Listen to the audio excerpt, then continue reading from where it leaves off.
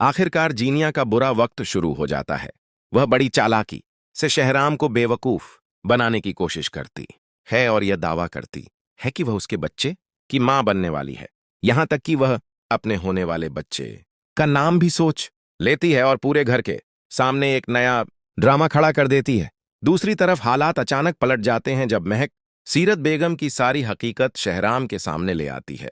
महक सीधे शहराम के पास जाकर बताती है कि फरियाल की मंगनी और शादी में जो भी हंगामा हुआ था वह सब सीरत बेगम और जीनिया की सोची समझी साजिश थी।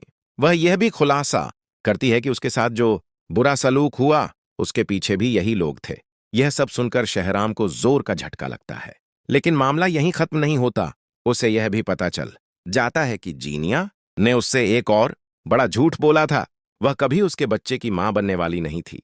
हकीकत यह थी कि वह खुद मां बन ही नहीं सकती थी और सिर्फ एक बच्चा गोद लेने का प्लान बना रही थी। यह सच सामने आते ही शहराम का गुस्सा फट पड़ता है। वह गुस्से में जीनिया के पास जाता है, उसका बाजू पकड़ता है और उसे घसीटते हुए घर से बाहर निकाल देता है। सबके सामने, अपनी मां के सामने वह साफ कह देता है कि वह इस घर में रहने के काबिल नहीं है। फिर उसी वक्त सबके सामने शहराम उसे तलाक दे देता है। जीनिया रोती हुई वहां से चली जाती है। इस बार कोई भी उसका साथ नहीं देता। घर में एक बार फिर सच सामने आ चुका होता है और हर किसी को अपने किए का हिसाब मिलने लगता है। घर से निकाले जाने के बाद जीनिया पूरी तरह टूट जाती है। वह सड़क पर खड़ी अपनी किस्मत को कोसती है और समझ जाती है कि उसके अपने ही किए हुए खेल उसके खिलाफ चले गए हैं। गुस्से और बेबसी में वह आखिरी बार शहराम को कॉल करती है, लेकिन शहराम उसकी कॉल तक उठाना जरूरी नहीं समझता। दूसरी तरफ शहराम पूरी तरह बदल चुका होता है। वह फरियाल के पास जाता है और साफ शब्दों में कहता है कि अब उसे पूरी सच्चाई पता चल चुकी है और फरियाल बेगुनाह थी। फरियाल पहले थोड़ा हिचकिचाती है, मगर शहराम की सच्चाई और पछतावा देखकर आखिरकार उसे माफ कर देती है। इधर महक और जरार भी अपनी जिंदगी को दोबारा संवारने लगते हैं। जरार अपनी गलती मान लेता है कि उसने अपनी मां की बातों में आकर महक पर शक किया।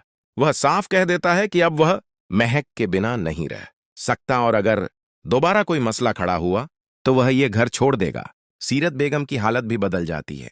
उनका कंट्रोल खत्म हो चुका होता है और अब घर में कोई उनकी बात सुनने को तैयार नहीं होता। वह खामोशी इख्तियार कर लेती हैं क्योंकि उनके सारे मंसूबे नाकाम हो चुके होते हैं। जीनिया पूरी तरह अकेली रह जाती है। उसके पास ना पैसा बचता है, ना रिश्ते और ना ही कोई सहारा। वह अपनी ही साजिशों के जाल में फंस चुकी होती है और उसे एहसास हो जाता है कि अब वापसी का कोई रास्ता नहीं बचा। कहानी यहां एक नए मोड़ पर पहुंचती है जहां सच सामने आ चुका है और घर में सुकून लौटने लगता है। लेकिन जीनिया की जिंदगी हमेशा के लिए बदल चुकी होती है। आखिर में जब जीनिया बिल्कुल टूट जाती है तो वह आखिरी बार सीरत बेगम के पास मदद के लिए जाती है, मगर इस बार सीरत बेगम भी उसका साथ देने से साफ इनकार कर देती हैं और कहती हैं कि उसने खुद अपनी जिंदगी बर्बाद की है, अब कोई उसकी मदद नहीं कर सकता। दूसरी तरफ शहराम अपनी जिंदगी को फिर से संभालना शुरू करता है।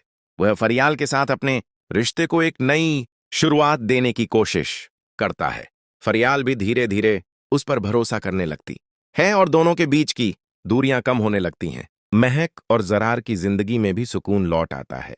जरार अब हर हाल में महक का साथ देने का फैसला करता है और दोनों अपनी नई जिंदगी शुरू कर देते हैं। लेकिन जीनिया अभी पूरी तरह खत्म नहीं हुई होती। आखिरी बार वह एक नई चाल चलने का फैसला करती है। वह सबको ब्लैकमेल करने की कोशिश करती है, मगर इस बार हालात बदल चुके होते हैं। अब कोई भी उससे डरने वाला नहीं होता।